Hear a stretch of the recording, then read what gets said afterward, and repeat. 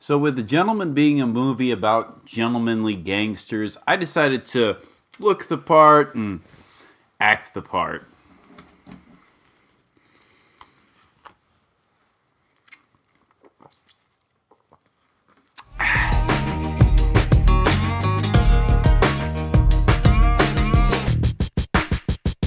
The Gentleman is directed by Guy Ritchie and stars Matthew McConaughey, Charlie Hunnam, Colin Farrell, and Hugh Grant. The Gentleman is the story of Mickey Pearson, played by Matthew McConaughey, who is the top weed dealer in the UK. And he's trying to get out of the business and just live a simple life with his wife. However, as he's trying to sell his enterprise, one of his stash houses gets busted and could compromise the deal. Mickey and his crew must get to the bottom of who's behind all this so Mickey can step away from weed dealing once and for all. So how is The Gentleman? Well, let's start off by first talking about the good. So the first positive I have with this movie is the characters. There are a lot of characters in this movie, and they're all so interesting and fleshed out perfectly.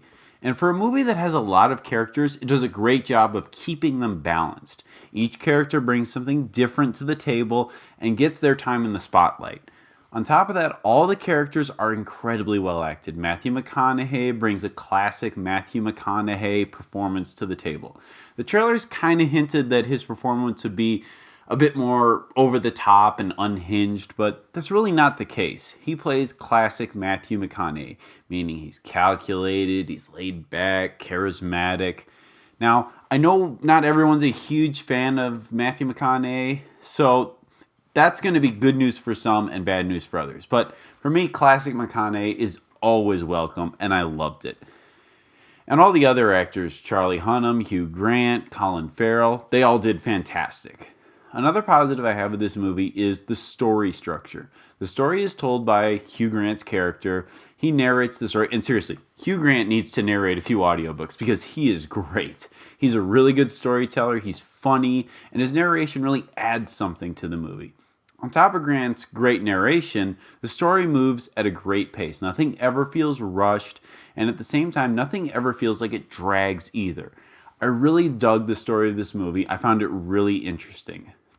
I was always on the edge of my seat just wondering how things tied together and how certain characters play out, and it all comes together in the conclusion of this movie in a very satisfying way.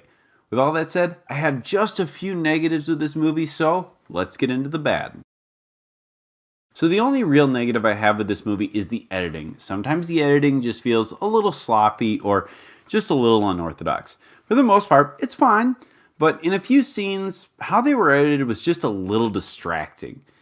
And I have just one little nitpick with this movie. There's a driving scene in this movie, and the camera is pointed at Matthew McConaughey from the perspective of the person riding shotgun.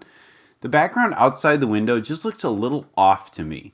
If you watch like an old movie before they used green screen for driving sequences, they just had an image that would pass by the car window. That's kind of what it looked like in this movie. But overall, The Gentleman is a great movie. It really surprised me. It's definitely worth seeing. I'm definitely buying it on Blu-ray. I'm going to give The Gentleman an A.